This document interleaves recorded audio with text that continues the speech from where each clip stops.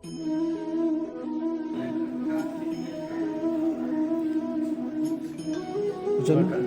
ଯେଉଁ ମୁଖ୍ୟମନ୍ତ୍ରୀ ଆମ ଅନାଥ ଏଇ 8 କୋଟି ଟଙ୍କା ଘୋଷଣା କରିଛନ୍ତି, ଆପଣ କ'ଣ ଉପସ୍ଥିତ ଥିଲେ, କ'ଣ ତାଙ୍କୁ ଅନୁରୋଧ କଲେ?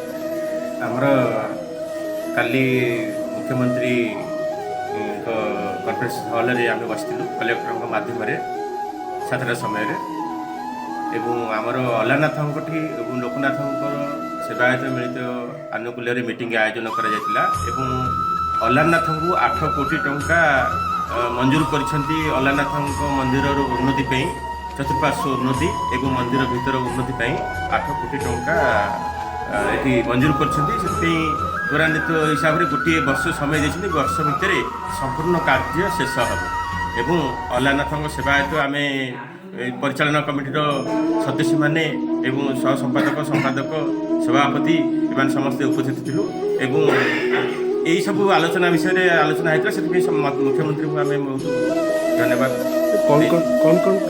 କାମ ଏବଂ ଆମର ମନ୍ଦିର ସମ୍ମୁଖରେ ଗୋଟିଏ ଗରୁଡ଼ ଖମ୍ବ ହେବ, ଅରୁଣ ଖମ୍ବ ଏବଂ ଚତୁଃପାର୍ଶ୍ୱ ରାସ୍ତା ହେବ, ମନ୍ଦିର ଚାରିପଟେ ପରିକ୍ରମା କରିବା ପାଇଁ ଯାନବାହନ ଏବଂ ଆଉ ମେନ୍ ରାସ୍ତା ବଜାରଠୁ ଆମର ମନ୍ଦିର ଯେତିକି ରାସ୍ତା ଅଛି ସେ ରାସ୍ତା ପ୍ରଶସ୍ତୀକରଣ ହେବ, 40 ଫୁଟ ପ୍ରଶସ୍ତୀକରଣ ହେବ ଏବଂ ଏପଟେ ଏଣ୍ଟ୍ରି କରିବା ପାଇଁ ଆମର ମାନେ ମନ୍ଦିରରେ ଏଣ୍ଟ୍ରି କରିବେ ଏବଂ ଆଉଟ୍ ସାଇଡ଼୍ରେ ଯେଉଁ ଯିବେ ଯାତ୍ରୀ ସେ 40 ଫୁଟ ଦୁଇ ପଟ ସାଇଡ଼୍ ରାସ୍ତା ଓସାରା ହେବ ଏବଂ ଆମର ଆଉ ଗୋଟେ ପାର୍ଥ ନିବାସ ହେବ ଏବଂ ଆମର ଶୌଚାଳୟ ହେବ ଏବଂ ଆମର ଗୋଟେ ଫୁଲ ତୁଳସୀ ବଗିଚା ହେବ ବୋଲି ସେ ସ୍ଥିର କରାଯାଇଛି, ବି ମାନ ନିରୂପଣ କରାଯାଇଛି, ସ୍ଥାନ ଦେଖାଯାଇଛି।